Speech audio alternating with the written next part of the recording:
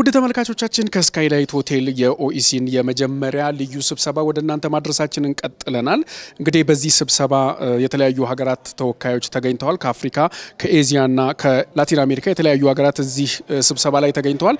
ይህንን ስብሰባ በኢትዮጵያ እንደመካሄዱና የድርጅቱም ዋና ጽህፈት ቤት በአዲስ አበባ እንደመገኘቱ የዚህን ስብሰባ ፕሬዝዳንትነት ኢትዮጵያ ይዛ እየመራች ትገኛለች። ኢትዮጵያም በምክትል ጠቅላይ ሚኒስትርና የውጭ ጉዳይ ሚኒስትር አቶ ደመቀ መኮንን ተወክላ ዝግጅቱን በፕሬዝዳንትነት እየመራች ነው። አቶ ደመቀ መኮንንም ለእንግዶችና አጠቃላይ ስብሰባውንም እንኳን ደህና መጣችሁ መልእክት አስተላልፈዋል።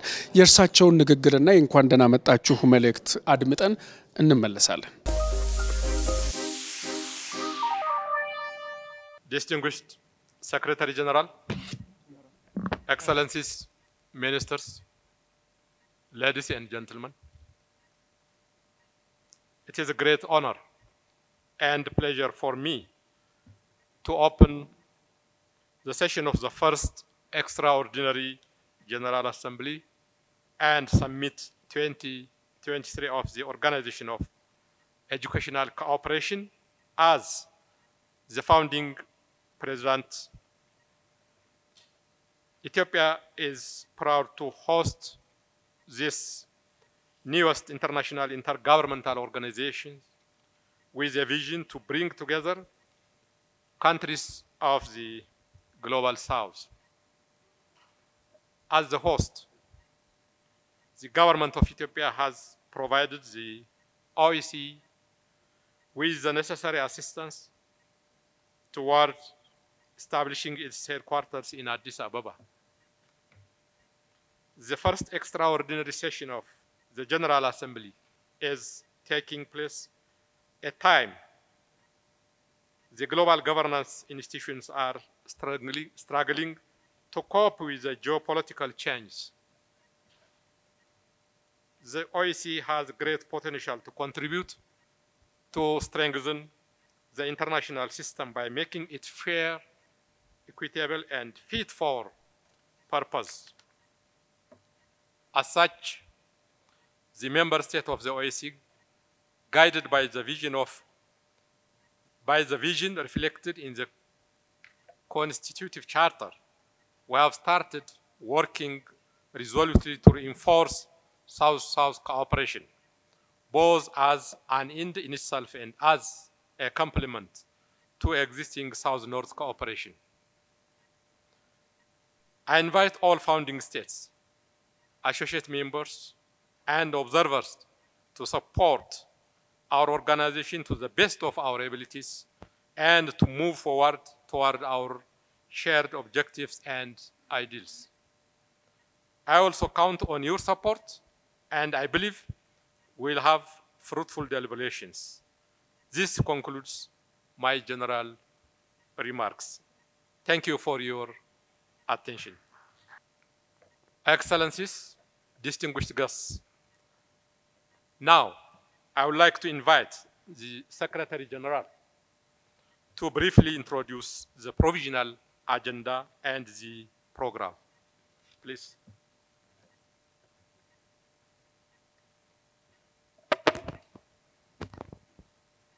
Thank you. Thank you, Mr. President. Excellencies, ladies and gentlemen, distinguished delegates, I shall make my remarks very brief after a warm welcome to you all, and very brief indeed because I shall shortly be delivering my address. But indeed at the request of His Excellency, the Deputy Prime Minister and the inaugural President of our session, I am pleased to provide you overall with an overview of the agenda that is planned for our session today, the ministerial session, which then will be followed by our summit session dedicated for the heads of state and government. We have several agenda items, Your Excellencies, ladies and gentlemen, that are divided in two categories: institutional and administrative decisions that must be taken, mostly related to the validation of the headquarters agreement that we have signed with the government of the Federal Democratic Republic of Ethiopia, which I will develop upon when the time comes, with regards to the admission of new members to our organization, both state and civil society, whilst at the same time other items for your consideration that will equip us with the necessary administrative foundations to build upon. I should nevertheless wish Your Excellencies, Mr. President, to raise the attention of the honorable delegates that there are two major agenda items that will be under consideration during this session for final decision by the summit. And these pertain to the resolution with regards to the alignment of our organization's name to its mandate, and the discussion, which shall be a private session, with regard to the bylaws of the Common Leveraging Union of Borrowers.